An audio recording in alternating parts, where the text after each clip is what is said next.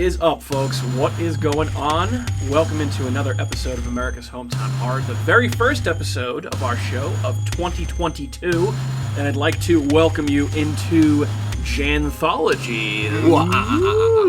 Or should it be JANtholuary? What do you like better? I don't like the other one. I can't say that. No. Okay, JANthology. That sounds a little. That's like I feel like I'm drunk trying to. Okay, so welcome to JANthology. My name is Mike. I'm the host of the show. Thanks for checking back in. Hope everyone had a happy and safe New Year. And we are back, baby. And I am joined, as always, by my fellow co-host. You've already heard Andrew. What's up, man? Not much. Just enjoying the month of January so far. Yes. It's nice that the holidays are past us. I agree. We got rid of our Christmas stuff. We're not got rid of it, but put it away for the season recently. It actually feels pretty good to get things a little bit back to normal. Yeah. Flush Christmas down the toilet and move on. And you also just heard Kat, our other co-host, our esteemed co-host. What's going on? Hello. I'm ready to roll. All right. Excellent. Excellent. So, Andrew, I know we talked about this a little while back, so we just mentioned that we are smack dab in the middle of JANthology. You care to tell the folks what they can expect in JANthology? Some pretty awesome anthology type movies, or movies in general. I don't know if Kat picked one because Kat was a little bit confused as to what an anthology was. So I liked them, though. That actually did happen. So me and Mike picked, I think, 3 each bases. I think we have a total of 5. So I picked 2 and you picked 3. And I picked 3. So we have. We're not going to discuss which ones we're going to do in advance, are we? I was going to say, I have the list right here if, in case folks want to know. Yeah, so tonight we have Southbound, which was one of your picks. I know you're super excited to talk about that one. Great. Next week, coming up, was a Mike pick, and that is going to be The Twilight Zone, the movie. Love that movie. Can't wait to talk about it. Also, a lot of nasty behind-the-scenes stuff that happened there, so a lot to discuss. And then following that, we have a movie called Body Bags. That was your pick. Yep, that's a lesser known one. Yep. But it's... I hadn't heard of it until you Toby Hooper and John Carpenter, so, I mean, it's not the greatest Can't believe I haven't heard of that. But with those two, Yeah. It's good. It's good. Yep. It's 80s style. So. Then I actually, after that, we're going to have one of mine. I was originally going to go with one of the VHS movies, but since we just covered VHS 94, I figured we'd go with something different. We're going to do Nightmare Cinema, which is a Shudder exclusive. And then rounding out the month, we're going to have a movie called XX, which was an Andrew pick. Very good. Newer anthology. All female directors. Yep. Including one of the directors on this movie tonight. Yep. Which I'm sure you knew. But we are going to do one movie tonight. That's right. Actually, you just took the words right out of my mouth. And what's that movie, Kat? I could just scream. Yeah. So I think we're definitely going to squeeze in Scream when it comes out next week. Yes. A week from, we could probably see it next Thursday night. Yeah. In an early screening. Sure. Tuesdays are good because they're half off. Half off. That's right. We could see it on Tuesday too. And it won't be as busy as it was last We'll time. figure all that out. But we're definitely going to squeeze in Scream, the new Scream sequel that we've been talking about for feels like well over a year. Oh yeah. Yeah, we'll probably do like a 2-episode week to make up for it. Maybe me and Andrew can tackle one of these movies if you're too busy or whatever. We'll see what happens. But hey, there's also speaking of next Friday the 14th, also a new horror series coming out on Netflix that is executive produced by James Wan. It's called Archive 81. Oh, I like James Wan. Yeah, I thought this sounded interesting. When anytime I see his name, my ears kind of perk up. But Did you just say Friday the 14th? Friday the 14th, yes. Oh, I didn't. January the 14th, which is a Friday. Oh, okay. Yes. I was like, is that like a new movie? No. Like, I thought it was Friday the 13th, but maybe I'm mistaken. No, it's coming out on Friday the 14th, and it's called Archive 81. So that sounds pretty interesting. Would you like guys, like a little plot synopsis of what that is? Sure. Yeah. All right. So when archivist Dan Turner takes a mysterious job restoring a collection of damaged videotapes from 1994, he finds himself reconstructing the work of documentary filmmaker Melody Pendress in her investigation into a dangerous cult. Andrew. As Dan is drawn into Melody's story, he becomes convinced he can save her from the terrifying end she met 25 years ago. Yeah, so I'm looking forward to that. That sounds pretty interesting. Awesome. Yeah. Watch that. It's also based on a scripted drama podcast, so they're adapting it from a podcast, which is interesting. They've done that with a few shows. Didn't you watch a show that was based on a podcast that was called like Dirty John or Dirty Joe or something like that? I watched a little bit of Dirty John. I couldn't get into it. A lot of my coworkers at the time really liked it and was like, "Oh my god, Dirty John!" I couldn't. I gave it like 3 episodes and I was like, no, because it had what's her face from Nashville, Connie Britton. Oh yeah, okay. Yeah, and she just acted like a total idiot the entire time. So I was just like, I can't watch this. This is just stupid. Fair enough. Yeah. Yeah, so that's, I think between that, Scream, and all these anthology movies that we're going to cover this month, that is a good way to get back into the horror state of mind after the holidays. New Year's, I feel like I've been watching a ton of Always Sunny in Philadelphia. We just watched the most recent season of Letterkenny, so back to the horror grind we go. So, you guys got anything else before we jump into tonight's anthology horror movie? Anything else? You watch anything? Watch anything? Anything else horror related of note? I haven't watched anything. Yeah, like I said, we've been watching a lot of Always Sunny, a lot of Yeah. Letterkenny, and I feel like with everything that was going on with the holidays, I haven't as much time to catch up on spooky shit as I usually do. What about you? Not a horror theme movie, but it's on Netflix, and it's if you enjoy long, boring movies like I do, The Professor and the Madman. Okay. The movie is about the true story of the writing of the Oxford English Dictionary. Oh, God. So, Wow. Jesus. Wow. it's not as boring as it sounds. Sure. It's pretty boring. I thought it was very interesting. Sean Penn's in it. Mel Gibson's in it. It's a good movie. It's long, but I mean, it's about writing a dictionary. Yeah. Well, yeah. So, A couple of good actors, though. I mean, So good? I thought it was good if you like those type of like long historical kind Boring. of I like watching those every once in a while, like those long, like just wordy, just dialogue driven, like just because it's an interesting story. Like you never really would think about, I wonder how the dictionary was written and what a fucking pain in the ass that was. Well, I bet when it was written, it was at least shorter. It took 75 years to write the dictionary. Well, So there's wild. that, I guess. that is absolutely wild. When was it written? 1850, I think. No, it was like mid 1860, and it was finished in like 1929. Wow. The first edition. Jesus. I think it took them like 8 years to just do A and B. It's like, Jesus Well, it was Christ. probably all handwritten, right? It wasn't like there was no typewriters.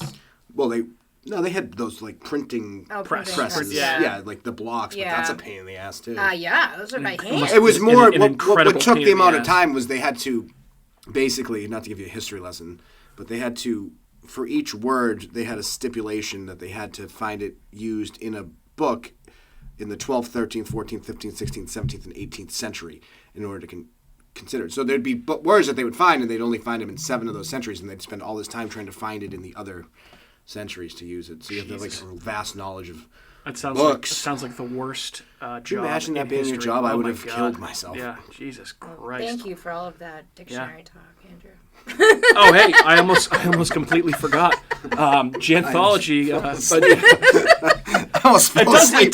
it does sound It is interesting. It though. does sound interesting. It sounds interesting. I mean, I know what you mean with those types of movies. Let's Like, make Sober January a little worse by talking about the dictionary. sounds like a movie, like almost like A Beautiful Mind, or like what's Something the like that, the Benedict one- Cumberbatch movie where he's like a code breaker. What's Oh. that one? Like I know what you're talking Yeah, about. the Nazi No. codebreaker one. Yeah. I forget. And then exactly the what one that was about called. Stephen Hawking.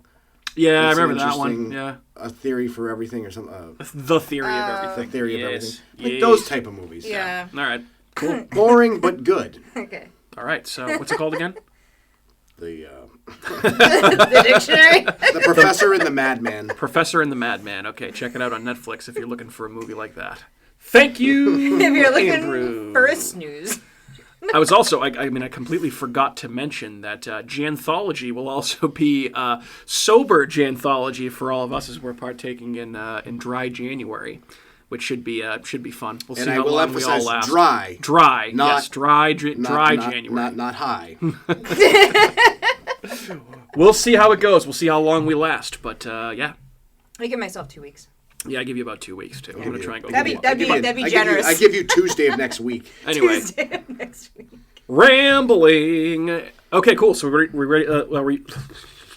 Are we ready to talk Southbound? Yes. Let's get this train rolling. Perfect. So, Andrew, I know this is one of your picks, so why don't we start with you on your thoughts on the movie and why you wanted to pick it, what you like about it.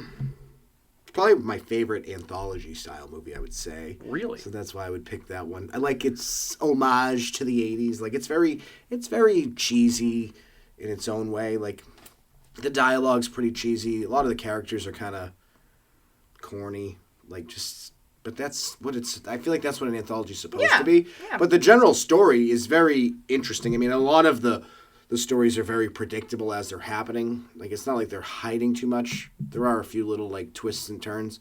But in general, I think it's a pretty cohesive 5-part story that wraps together nicely with a little bow at the end. Yeah. Very well. So they do a good job with that. It's got plenty of gore, awesome soundtrack. I love the music was great. music's I did awesome. have that down as well. I mean, I love synth music in general, so I feel like this is really. I like really I like how they do the guy on the Really radio strong. base. It's like the radio Yeah, that was a station, cool like, part of it's the movie too. Kind of like Shatner and In Christmas Horror Story. Christmas Horror Story. Yep, Yeah. that little through thread or whatever the term is. I don't know. The music reminded me of kind of. Can I talk about it? Am I allowed to Yeah, interject? of course. Yeah. Like it was. No, you're on a podcast. No talking aloud. Sorry. It was kind of reminding me of like Hills Have Eyes at one point, where it would just be like, meh, like, and then it would be like silent, and then it'd be like, meh. Like it just had that kind of weird, uncomfortable vibe to it. Yeah, I see where you're going there. Yeah, it definitely was a little off-putting at times, which I felt drove home some of the effects and the scenes in the movie. Would you say it's very atonal? I would actually. I would. I would. Yeah. We all know Kat's background in atonal Yeah. music. Hell fucking yeah. Woohoo. Yeah, I mean, I kind of agree with most of what you said. I think it's a very strong anthology movie, and I think probably the coolest part to me is the fact that all 5 of the stories tie together, which isn't necessarily the case in a lot of anthology movies. Yeah. I mean, I think those are the better ones where everything does kind of tie together. But I mean, no, say like a movie like Creepshow or like the VHS movies, those segments are standalone segments and they're good, but they don't necessarily tie together into one story, which I feel like was a strength of this movie. Mm-hmm. But yeah, the music was also good. And I think the thing I go ahead. I was going to say, I mean, it does tie together. It's loosely tied I together, was gonna though, in say some that too, spots. yeah. Like, some segments Yeah. are very loosely tied together, Yeah. so I wouldn't say it's... One segment I think in particular is the loosest tied together, which I think was my one issue with the whole thing. Not even an issue, but just like a nitpick about like what the lore of the movie, which we can talk about that Gotcha. because I got that coming up later. But I think the thing that I like about anthologies the most, and one of the reasons we wanted to do them this month, is the fact that these movies often, especially now, like kind of give, a springboard or like a jumping off point for up and coming horror filmmakers. Like some of these movies that we're going to cover have some huge names attached to them, including this movie here and some of the best anthologies of all time. Like, you think about like Creepshow or even like Twilight Zone, the movie, which we're going to cover next week. Awesome directors behind the segments in these movies. So I think that's probably one of the coolest aspects about them in general. But I don't want to go on too long. I have one more thing that I would ask you, a piece of trivia after this. But Kat, I want to hear your thoughts on Southbound as well. Oh, I thought it was awesome. I realized I like anthology movies. Yeah. Yep, Now that they're you know cool. what they are. This is very clearly not the first anthology movie that you've seen. of No, course. not at all. Yeah. I don't think I put that together that was the case. Okay. I I liked all the different stories. I agree with Andrew. They were loosely tied together. I almost want to say some of them weren't really tied together. I mean, but then I kind of have to look back and like kind of look at the connect. Did you write down the connections by any chance from one scene to another? Or There were quite a few. I do have a list of them up. There were honestly like too many for me to even write down. No, in the but like notes. basically. But I have it up. But Okay. there's a ton of them Yeah. online. Yeah. And I made a note that I really liked the music too, and like I already said, like Hills Have Eyes kind of. Yeah. Yeah. It set a good tone. Yeah. Glad you made a note of that. I did. I write notes when I watch know. movies. She does. You don't I give her have to say credit. you don't have to say it's a note. You Yeah. can just say it. Well, I write little notes so that because I would otherwise forget. Like I forget I watch half the movies that I do. Oh, yeah. So That is true. I write notes so So that fair I enough. will be I'm like, not. oh, I'm not nice. saying that Credit your to you. notes are a bad thing. No, not at all. And I think also too, just going back to the whole, format for anthologies. I also think when I'm like reading horror stuff, I prefer short story collections sometimes over novels because you can get so many different stories throughout an entire book versus one long novel, which can take a while to get going. And then if it doesn't end the way you want it to, it's not as satisfying. So yeah, that's just another reason I like anthologies so much. So much. So guys, there was one actor, actually, so a second one that we were watching a clip beforehand. We were talking about the actor. He's in Always Sunny in Philadelphia. that He's in an guy. episode of Always Sunny. That's the dad in the final segment, the husband that gets killed. This movie's 6 years old. Spoilers. Do you know who the other actor is that you would definitely know that was in this? I'll give you. I can give you the segment that. He was It's in the if you'd guy like. from the one where the cult. The cult one. Well, the guy with the glasses, pudgy face. His name is Dana Gould. And Yeah, he's who is been in he? a bunch of stuff. I've seen him in so many things that I can't remember. The biggest one. You're gonna laugh. He's Fragile Frankie Merman in Oh, Seinfeld. that's right. He is Fragile Frankie. That buys Jerry the van. I forgot about And he goes that. and digs a hole in the park and sits in it and cries. Looks so much different, though. Now I know. But like when you say that now, I'm like, oh, it is Fragile Frankie. He actually, so he was in an episode of the Creep Show Yeah. TV series. Yep, I remember seeing that one. He's in a bunch of stuff. He's a stand-up comedian, but Yeah. he also does a ton of horror stuff. So he's kind of well versed in the horror. He never has like a genre. major. He always has like a very short. Yeah, role. character actor, like he's you know, good. funny guy. I mean, I thought he was good as usual in this, but it's just funny to think of him as Fragile Frankie Merman. I can't. I didn't like because I thought for sure because I've seen him in so many other things, and he doesn't really. Well, he looks different. Yeah. like it's a lot different. Yeah, he's older. He's Man, old. that's I can't believe I missed that one. Yeah, I thought for sure you would have had that one pigeonholed from a mile away. Pigeonhole. Yeah, but anyway. Damn. So this, again, is a movie that was released in 2015, and I won't even play the game. This is now the fourth movie we've covered from that year. Most recently was A Christmas Horror Story, which we just did a few weeks back. We also did Krampus, and we also have done The Witch. So our fourth movie of 2015, and we have already given our thoughts on these movies. I think we talked about A Christmas Horror Story, but some of the other ones, Crimson Peak, The Gift, Goosebumps, Insidious 3, The Invitation, Paranormal Activity, whatever the sucky one was, the Poltergeist remake, which also sucked, another Sharknado sequel, Sinister 2, Stung, The Visit. So those are some of the other offerings from this year. Some good movies in there, some smelly movies in there, so I would recommend going back and listening to some of our episodes on the other 2015 horror movies that we've covered on our show if you're interested in more movies from that year. But yeah, with that being said, let's stick to the game plan here with Southbound. So what I thought we might do, if you guys are open to it, we could just run through the segments here one by one. If you guys want to take a turn describing the basic plot of these before we get into more, I can start out with the first one if you'd like. Sure. So the first one is called, this is called The Way Out, which I think is probably one of the more cohesive stories, because it's technically two different stories, which we'll get to. But this essentially involves two characters. Their names are Mitch and Jack. And it starts out with them driving down a highway, kind of this desert, nameless highway in their truck. They're covered in blood, listening to this sinister radio DJ. And there are these floating, weird figures following them when they're riding in the truck. And then they essentially, realize that they've come to be trapped in whatever they're actually in. Certainly seems like they did something bad because, again, covered in blood. They're talking a lot about, what they did and how it was Mitch's idea, and then shit starts to get really, really weird without going into too much detail right now. But, so that's the first one. That's The Way Out. The next one's called Siren, which picks up immediately after this one ends. Who wants to tackle that one? I'll do Siren because Okay. I really like that might be my favorite segment. Yeah. But that one basically starts off right where the other one ends. And it's these three girls who are in a rock band. Super hungover, leave their hotel. They're driving in their, Volkswagen van, old Volkswagen van down, essentially, Route 66 through the desert. And they get a flat tire.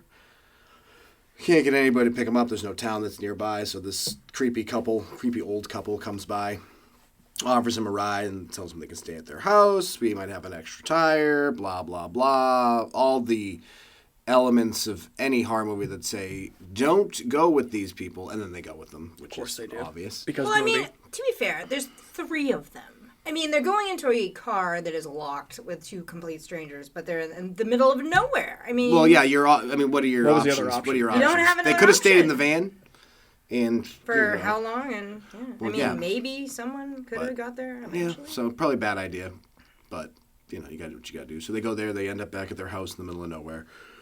These people are weird the whole time. They have this couple over with these weird, tall, hills have eyes looking people, that are their adopted sons or whatever. See, that's right. I thought there were a lot of weird parallels to Hills Have Eyes. Well, it also takes place in the desert. Yeah, exactly. So then they're having dinner. This disgusting big black piece of meat is served on the table, and for some reason they decide to eat some of it because like a it meteor. looked like it had Or flies. two or of them do. Two of them do. One of them doesn't, but why anybody would be eating that other than the psychopath sitting at the table? So they eat. Two of them eat it. They go into their rooms later, and there must have been something in the meat because it's brainwashed or done something to the two girls where they just start vomiting black shit up, and then are basically in some sort of trance.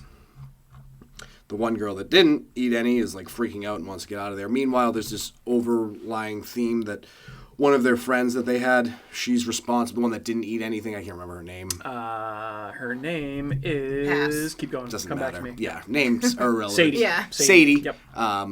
So she keeps seeing her dead friend who was a part of their band. That you get this feeling that she like left her friend behind to get laid or did something, and her friend ended up getting either murdered or in a car accident, died. Something happened. They don't really explain how it happened, but she feels guilty for it, obviously. And so she's like freaking out, and then all of a sudden the two other girls are outside at like this fucking weird campfire with those culty neighbors, and Frankie Merman leading the way, like slicing his hand. They're like doing this ritual, and then the girl Sadie's like in the woods trying to like see what's going on, and she steps on like a bear trap, and crushes her foot, and they hear it, and they're like chasing her, and she like hides, and then it pretty much runs out. I mean, I feel like we can probably, if we're at this point, we can probably just run through the whole plot. Can I that would do make the things. next one? I was going to give the next one to you because I know that one disturbed you. So essentially, It really did. at the end of this segment, which is again called Siren, Sadie is running from this cult, runs out into the middle of the highway, and gets absolutely wrecked by a car going about 70 miles an hour, which is where the next segment picks up, which is called The Accident. Which, before we get into that nitpick, what are you, an idiot? You're in the Right. middle of the road. You can clearly see that the car is not slowing down. Yeah, run. If you can hear it, you probably shouldn't just go, and then get jump, smashed. maybe jump at it from the side of the road. Yeah. So, Kat, The Accident. I know this one was a little squirmish for you. Yeah, I had to actually close. I was texting Andrew being like, oh my God, I can't watch this. I'm going to throw up of like watching this segment. This one's incredibly it was ridiculous. graphic. Yeah. No, so the girl, Sadie, runs into the street, or runs into the road, whatever road it is, and this guy's talking on his phone, he's distracted, and he hits her hard, like really hard. She goes on the pavement. He's just sitting there talking on the phone, being like, yeah, I need to call you back. And then he makes the right decision to call the cops after so long. So then he, like, what we think are the cops, whether or not they were the cops. Right. But, so he ends up going over to see if she's okay. She's, like, convulsing, and she's just kind of, like...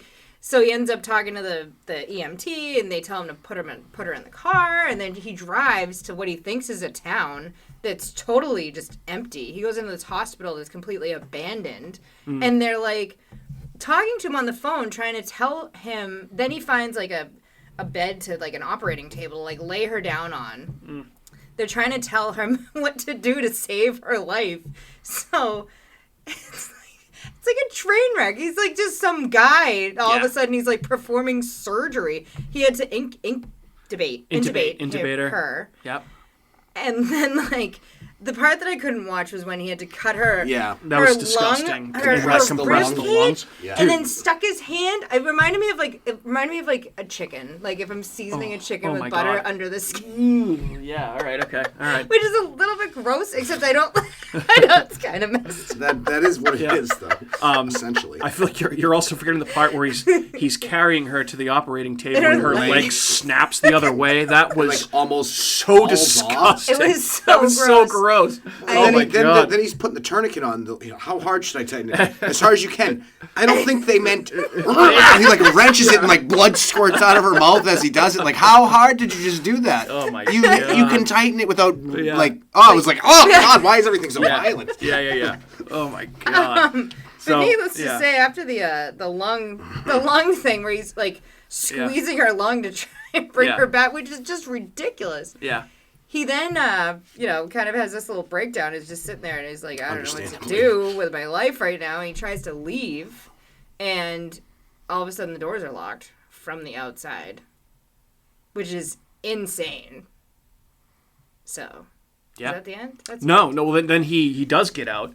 They call him back. Oh, yeah. And remember, they're like, there's a change of clothes for you in the locker room. Oh, right. He gets out. He washes himself up, clean clothes.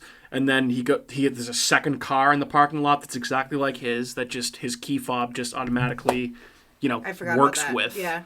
And then he just drives away. They're like, yeah, go home and be with your wife. You're okay to leave. And then as he's driving away, it's revealed that the nurse that he was talking to on the phone is actually a patron of this bar in town that was on the payphone. Mm-hmm.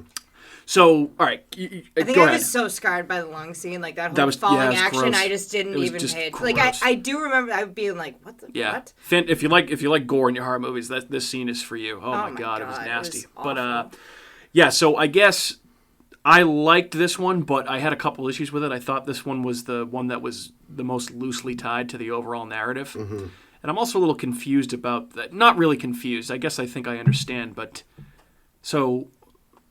He's just allowed to leave, which is, I guess, because he tried to do the right thing. Well, I was confused as to why he didn't really do anything that wrong to begin with. Like he's driving down, wasn't paying attention, which is understandable where he was. It's not like he's driving downtown like Plymouth. Like you're in the middle of nowhere. You don't expect some idiot. It's her fault to run out in front of a car and just standing there. And then he does everything he can to save her.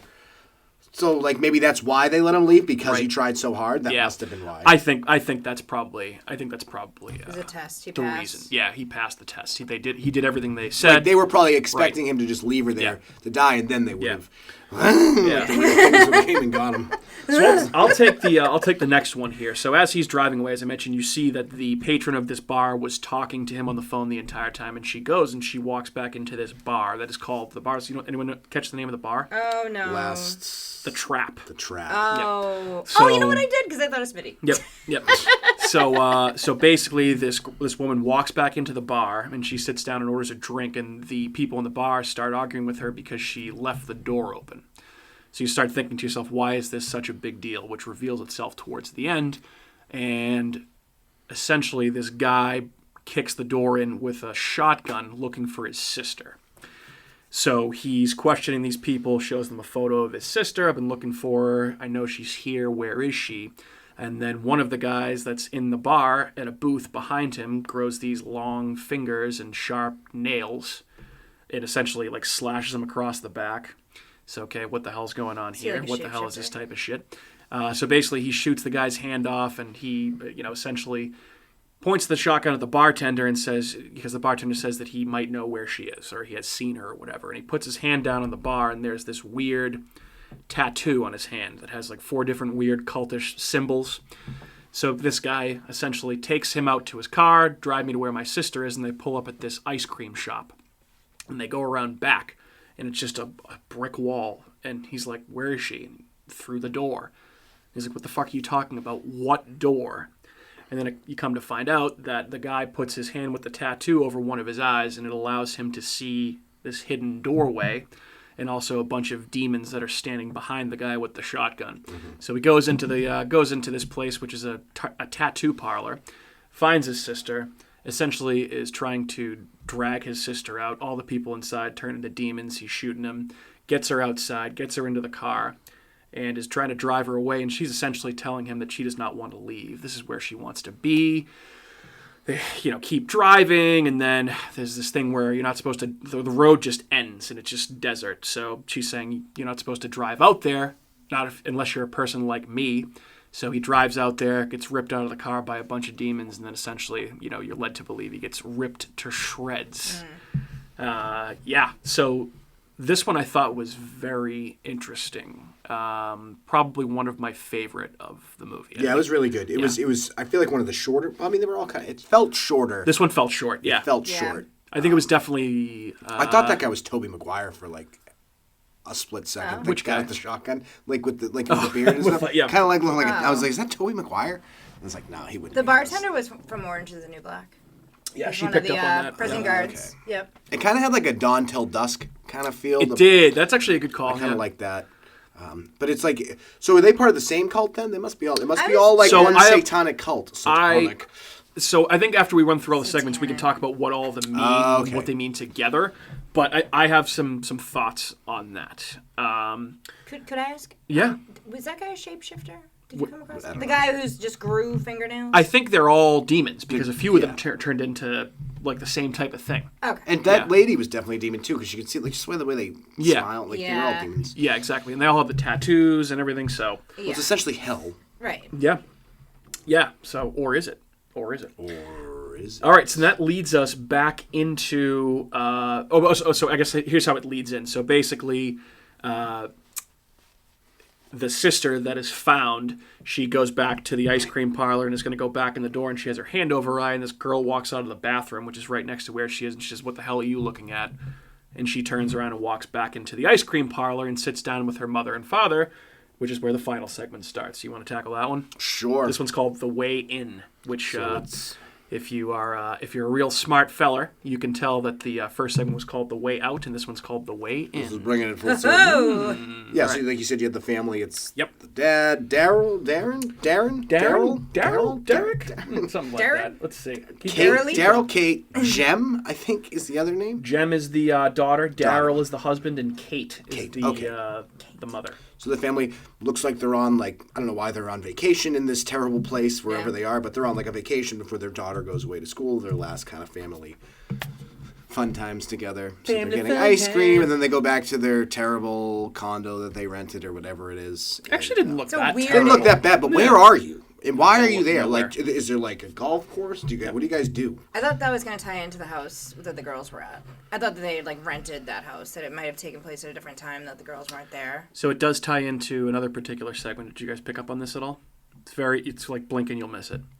No. So the hotel room at the end of the first segment. Oh, he yeah, goes they into walk by. the same. It's the same number. So the room that he goes into, Mitch, in the first segment, is room it's the same 2655, and it's number 2655 Oh, for this that's condo. very subtle. So, okay, but the yeah, condo it's hotel. again like you wouldn't pick up on it unless you were watching it for like the 15th time. But again, in researching some of these Easter eggs and connections, Right. I saw it in there, which I thought was interesting. So go ahead, Andrew. I'm sorry. No worries. So they go back to their condo that they're renting or whatever the fuck it is, and doesn't really take much. And then all of a sudden, basically, there's a knock on the door. Doorbell. There's someone at the door. There's somebody at the door. If you He haven't seen opens this, up the shade, and there's this creepy guy wearing a weird mask out in the driveway, like every horror movie that Yep. like strangers. there could be strangers or us. Us. So he closes the blind. He says, "Call the police." So his wife starts calling the police. They tell him like 30 minutes because it's clearly the same operator from Right. throughout. Like it's always the same people Same voice and on the answer phone, the phone. yeah. Like I feel like there's no phone signal there. It just gets interrupted by. But I digress. So he goes to the back door because they knock on that, and then he's like, "We got to get the fuck out of here." So they're surrounding him. So he sees that they're out front. So then they go out back, and then they try to leave, and then they're there with the mask. There's three of them, three masked men. They make their way in the house. The husband's like confused, but then eventually he finally realizes he knows why they're there. They never really tell you why they're there. It's very left up in the air, like who knows? But you do know it has something to do with the guy Jake's, potentially his daughter, which I forget what her name was. Catherine. Catherine. It was Catherine. It's the guy Mitch from the first segment. Mitch's daughter. Mm-hmm. From the first one, because in the first one they bring up the fact that they're going to do it for you did it for Catherine. Yeah. So me. For one you. can assume that maybe this guy got in a hit and run, killed his daughter, raped his daughter. Who knows? We don't know what he did to his daughter, but he did something. So he realizes it, and he's like trying to save his daughter and his wife, like they didn't do anything. So right after that, either Mitch, I can't remember which guy does it, decides to, in a very nice way, jam a piece of clothing basically down fucking his Yep. wife's throat until she dies and chokes on it, which is just... How far down do you have to Horrible jam way to that go. thing? Ugh. I felt like it was dipped in something. Like It might have been. Well, cyanide or so he something. basically he maybe. shoved it in her mouth and then Yeah. held her nose. Yeah. Yeah, he suffocated her, Yeah, essentially. exactly. So it could have been laced. Could have been Laced dipped in with something. Yeah. And then they stab the shit out of Daryl. He dies. Yep. And the daughter, who they were pretty much going to let be, they weren't going to do anything, she comes out of nowhere and fucks it all up. Like, they're already dead. What are you doing? She starts hitting people with fucking bats. Baseball Baseball bat. bat. And Yep. then she ends up getting killed accidentally, Yeah. I feel like. Yeah. Debatable. Debatable, but he didn't seem to care too much when he Right. stabbed her. Right. Do you think that's why they came at the end or at the beginning? That they said they had to take something? in the beginning when the monsters are chasing them in the very first scene. Well, yeah, So that they scene come is, to I take- think it's very clearly supposed to take place after. Right the after they last killed No, them. I know that, Yeah. but I'm just saying, is that because they killed the girl by accident? They had to take. No, I think it's because they something. killed all three of them because of what happens after the bodies are laying there. Because you can see how many of the. I mean, do you want to? Oh yeah, they come Yeah. out. The weird like Remember? demon creatures come out of the bodies afterwards, right, and then right, they're right, chasing right, them. They keep the guy Jake or whatever his name is. He keeps saying his favorite line through the movie. What the fuck is this? What the fuck is this? That's literally all he says the whole time. Yeah. But I do think it's kind of cool how they have the first sequence where they're driving through and they just keep driving around in circles basically, and how this one loops around to that same kind Yeah. of thing. Yeah. This segment, they tied it together well. I would have liked to have known like what the guy did, like maybe have like a prequel movie to Daryl. Yeah. Yeah, that would have been cool. And then, so obviously, you were talking about when these, floating demon creatures, these like Grim Reaper, Angel of Death type creatures, they essentially rip themselves out of the bodies of the three people that were killed, and then there are these weird tentacles coming up out of the ground, and kind of Lovecraftian. Yeah, very Lovecraftian, very weird, very cool monster design. So I liked that section of it for sure. Yeah, like winged angels of death. Almost like Grim Reapers with tentacles. Yeah. Kind of like the Matrix with a little tail thing. Yeah, I mean, that kind of works. But yeah, so that's essentially how the movie ends, is with where it all started. One big loop, as you were just saying. So I guess, with that all being said, that's a pretty good description of the movie. What does it all mean, though? I mean, what does it all mean? I want more. I can tell you what from what I read about today, but if you guys want to give your theories first, then you can go right ahead. I feel like I came out of this not knowing what I really watched, but I know that it took place in the desert. There's a lot of crappy, weird stuff that goes on in the desert, similar to Hills Have Eyes, even though that took place specifically in Area 51 where they set up the nuclear bombs and testing. But yeah, it pretty much says that the desert's like scary. My thought on it's like the desert's scary and be a good person, and there's demons and stuff, and there's a lot of stuff out there that you can't really explain. Yeah. So I don't. I think that's the most succinct. It's very succinct. Yeah. I like that theory. I think that you be a good person, and I mean that's a general good. All right. It's a cautionary tale. It's Yeah. an Aesop's Another cautionary tale. Andrew, what about you? So what I think it could be, it's probably completely wrong, but perhaps since at the end of the movies those weird creatures are born out of those dead bodies, and we don't really know why they killed the daughter and the mom and Daryl, but he knows why they're there, and it's about his missing daughter. Maybe she's missing. Maybe she got taken by one of these cults, and Daryl's a part of it, and he knows. And in order to maybe get his daughter back, he thinks that he has to perform this like ritual for that the satanic cult's making them do, and that causes these creatures to come born, and then they start to take over. Interesting. But I hadn't considered that as a possibility, but definitely possible. I wouldn't be surprised if all the people in the movie were in that cult, to be honest. Yeah, with you. that would have to or make the sense. majority There's of so them. many unanswered questions. So I guess most of the popular theories that I had seen online seemed to suggest that all the main characters are trapped in purgatory, right? Which that's I feel like a pretty basic choice, right? They're just kind of forced to endlessly pay for the sins that they committed while living. I feel like that's a consistent theme that's brought up throughout the entire movie. Excuse me. The only issue that I have with that is the guy, I think his name is Dan, the brother that comes looking for his sister. Yeah. How is he able to get in? So he's clearly, not dead at this point. He's been searching for his sister for 13 years. I think you're meant to be led that he was not searching for her for 13 years in this stretch of desert and in this town or whatever. So, how does he get in? How does that work? Is it some weird alternate dimension town that's run by demons that, they can kind of let you go, let you stay, like whatever? Like, it's weird. I don't know. There's a lot of unanswered questions. Perhaps purgatory and hell are all on Earth. Yeah. But in order to, you can't, since he's not a demon, he can't see the doorway, but he probably learned through that from someone, and since the door was left open, he could see it. Yeah, and so he found where they were. That makes sense. Okay, now that makes sense. Okay. That was like an entrance into the purgatory.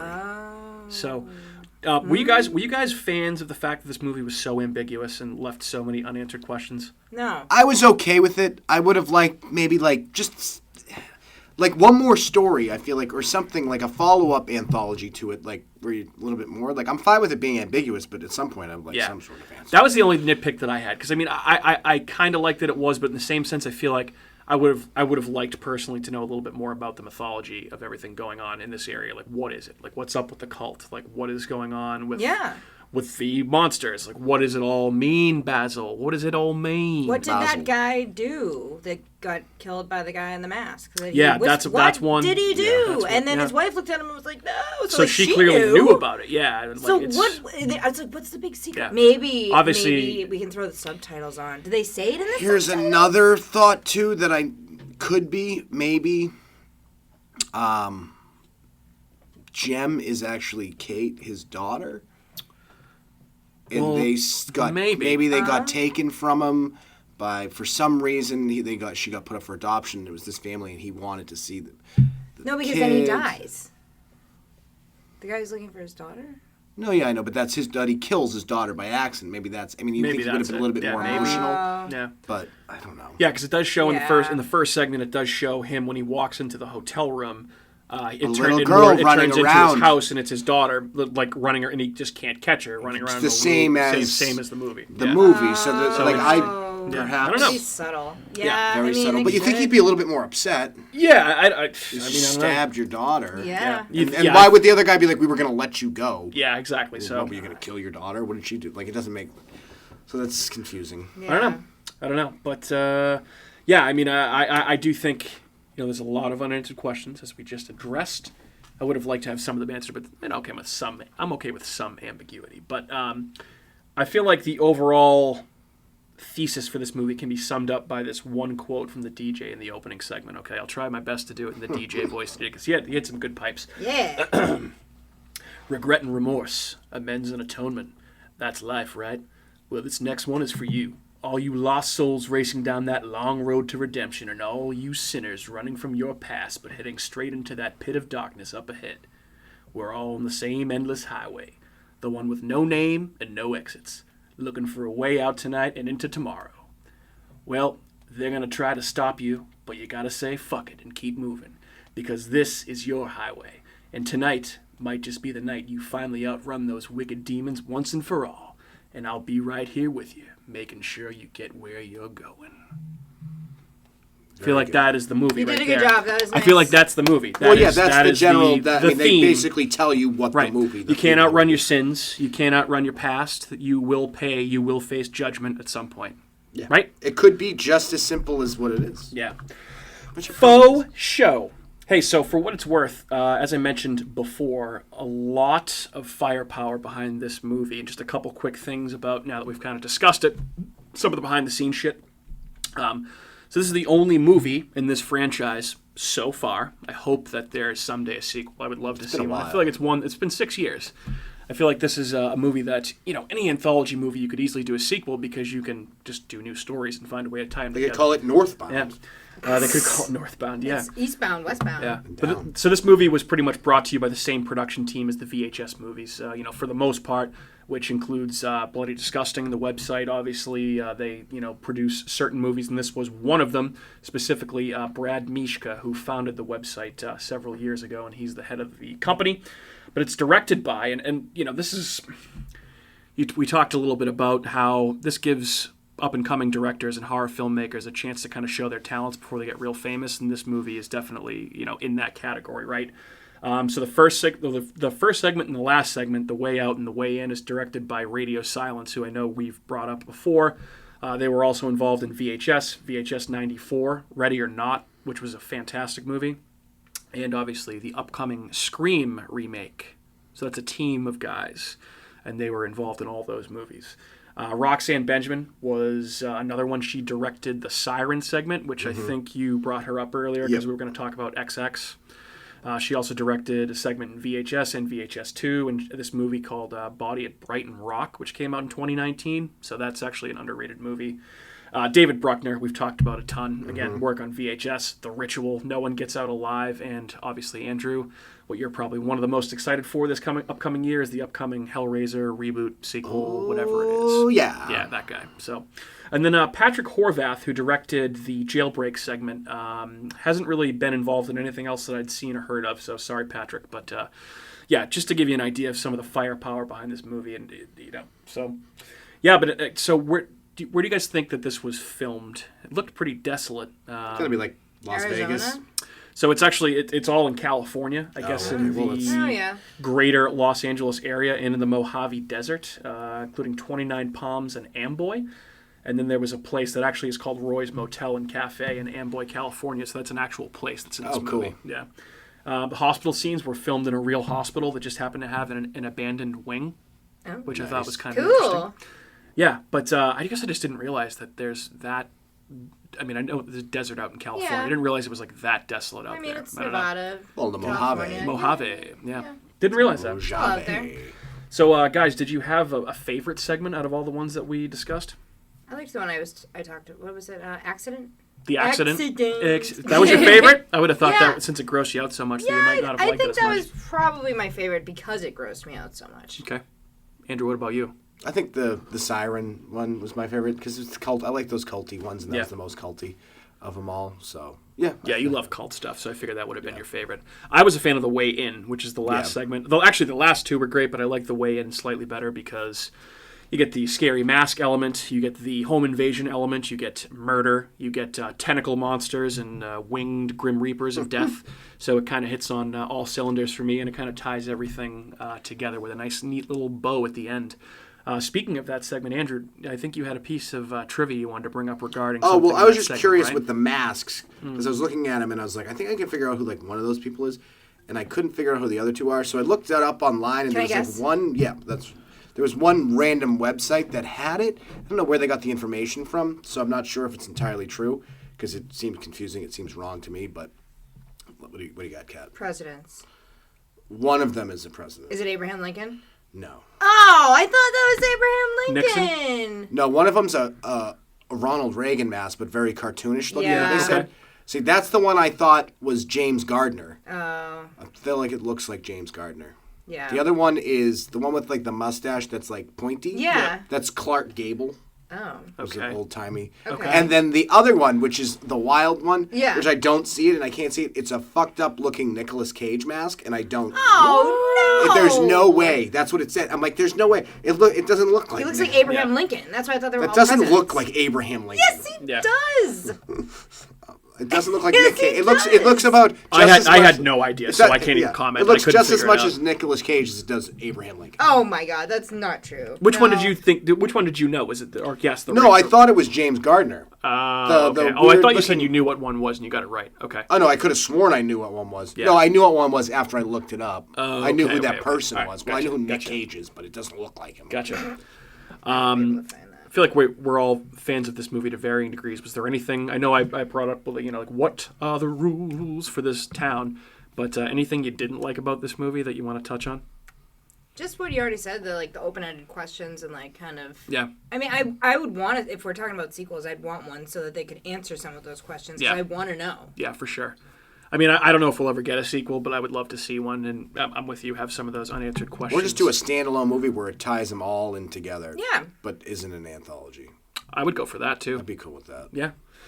Might be easier to answer the questions. Southbound, part 2. So there were a lot of people that met their maker in this movie and got absolutely murdered the fuck up. So did you guys have a favorite kill or a favorite death in this movie? That was the girl that got hit by the car. Yeah, that's the obvious. Yeah. Other than that, I mean, Jake, the guy from the first one. Jack. This is the one I had down too. That's pretty awesome. When the guy thing just right through his head. Rips his face and his throat open. Just pretty good effects. Yeah, that was and pretty cool. And they show it. Yeah. Yeah, that was cool. That was definitely cool. That's what I had down too. Yeah, there were a lot of good ones though. I mean, I feel like the home invasion ones, they're just actually the rag down the throat and suffocation, no breathing is pretty. That one's pretty gruesome too. But the dad just gets stabbed. So does the daughter. Yeah, I think those were, but there were some good ones. What do you think? Sorry, random thought. What do you think happens to the girls that stayed in the culty thing? They're just a part of the cult now. Yeah, I'd say that's probably pretty accurate. They're just building their cult. That's their family now, because Who's to say that those two were actually adopted? They probably did the same thing that they did to the other people, and now and then they brainwashed them. They're not their children. Yeah. They don't even look like them. They don't, and they're weird. Yeah. Yeah, so they're definitely becoming part of that cult, I think, for sure. Okay.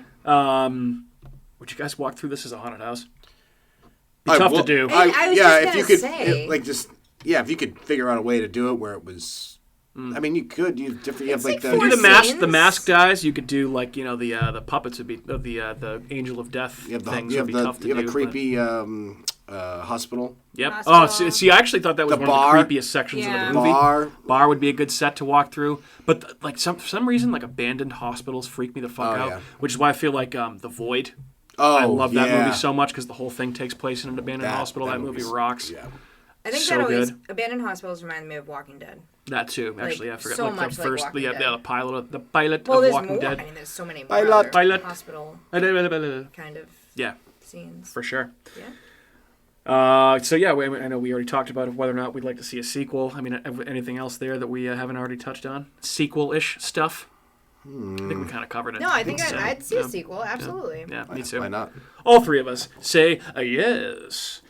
All right, guys. I think that's kind of all I got. Unless you guys have anything else on Southbound. I don't have anything else on Southbound, but I did forget one movie I watched recently. I don't know how I forgot it. It was called Lamageddon.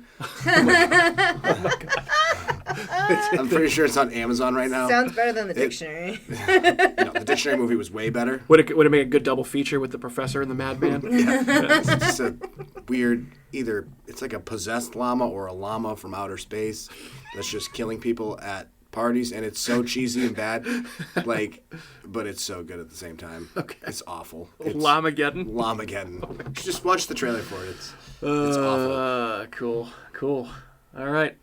Anything else? No, I think that's it. That is it. I'd say give it a watch. Yeah, if you definitely watch watch it. it. This and is a must watch. It's streaming on Hulu right now, so if Yeah. you have Hulu, check it out. For some reason you haven't seen this movie, It's also on Shudder. Yeah, it is on Shudder too. Yeah, it is. Cool. So multiple ways to watch Southbound. So why aren't you watching it? Go watch Southbound. And I'll tell you what, if you're interested in more about what we have to say, here's where you can find us online.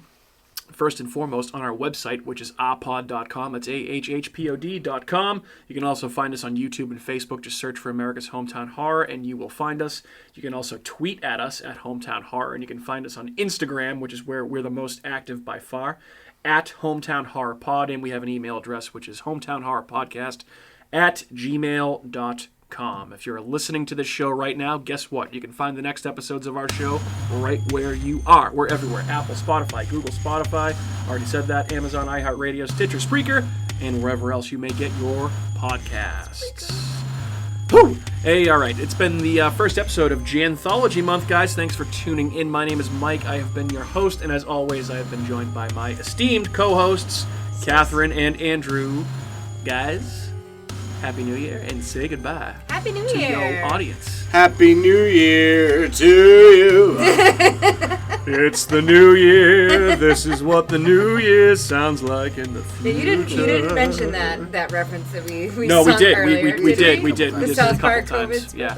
Anyway, peace. Yeah. Later. Adios, muchacho. Hey everyone, it's Mike from America's Hometown Horror, and just wanted to say thank you again for listening to another episode of our show, because of course, we would be nothing without you listeners. If you are interested in more local Plymouth podcasts, I would highly recommend you check out some shows by our cohorts on the Inebriart Podcast Network. That's right, the Inebriart Podcast Network, folks. In addition to America's Hometown Horror, you can find the Inebriart Podcast, Bar Talk, Theme Park Legends, Retro Redoctopus, and Old Colony Cast. Head on over and give them a listen.